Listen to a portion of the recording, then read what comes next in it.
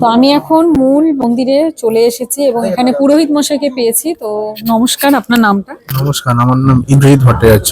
আচ্ছা আচ্ছা, আপনি এখানকার কি বংশ পরম্পরায় পুজো করছেন? হ্যাঁ, আমি এখান থেকে মানে এখানকার বংশ পরম্পরায় করে আসছি।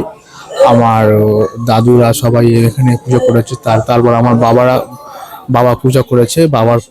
বাবা এখন গত হয়েছেন। বাবার পর আমি এখন পুজো করছি। তো আজকে ঠাকুর মশাই এখানে কি হলো? আজকে এখানে মঙ্গল ঘট, মায়ের যে মঙ্গল ঘট, 9 দিনের যে পুজোর মঙ্গল ঘট আজকে স্থাপনা করা হলো।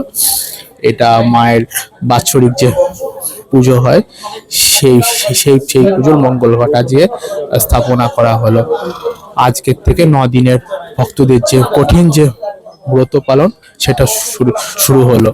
এখানে যে লেখা দেখছি, এটা কি আপনারই বংশের? হ্যাঁ হ্যাঁ হ্যাঁ, আচ্ছা, বংশধর আর কি। আমাদের একদম প্রথমে পঞ্চানন উপাধ্যায় শুরু করেছিলেন পুজো আমাদের সন মানে 1125 থেকে। আমাদের পুজো প্রায় 500 বছর পুরনো পুজো। আমাদের পুজো লক্ষণ সেনের আমল থেকে পুজো শুরু আমাদের। এমনকি আলীবর্দী খাঁর সময় থেকেও আমাদের পুজো হয়েছে।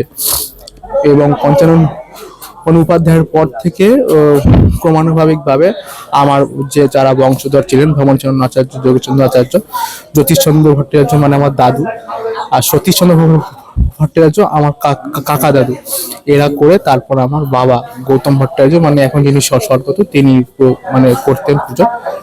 আর তারপর এখন আমার এই প্রথম বছর পুরোহিত হিসেবে থাকা। আপনি এখন কি তাহলে সন্ধ্যা আরতি করবেন? হ্যাঁ হ্যাঁ, আমি এখন সন্ধ্যা আরতি করবো, করে আবার কালকে যেরকম পুজো হবে সেরকম 9 দিন ধরে পুজো চলবে। মায়ের বাৎসরিক পুজো 14 তারিখ মানে পয়লা বৈশাখের আগের দিন মায়ের প্রধান পুজো, মেলার যে পুজো সেই পুজো হবে। ধন্যবাদ ঠাকুরমশাই আপনাকে। ঠিক আছে, আপনি পুজোয় বসবেন। তো আমরা এখন সেই সন্ধে আরতি যেটা হবে সেটা দেখবো, তোমাদের সাথেও শেয়ার করবো। আর এই যেখানে লেখাটা আছে তোমরা দেখো, ওনাদের বংশধর আর কি, মানে বংশ পরম্পরায় তোমাদের যেটা বললাম, এখানে মুখার কাজ, পুজো, ঢাকি সবই কিন্তু বংশ পরম্পরায় চলে আসছে। তো চলো সন্ধ্যা আরতি দেখবো, মাকে দর্শন করবো।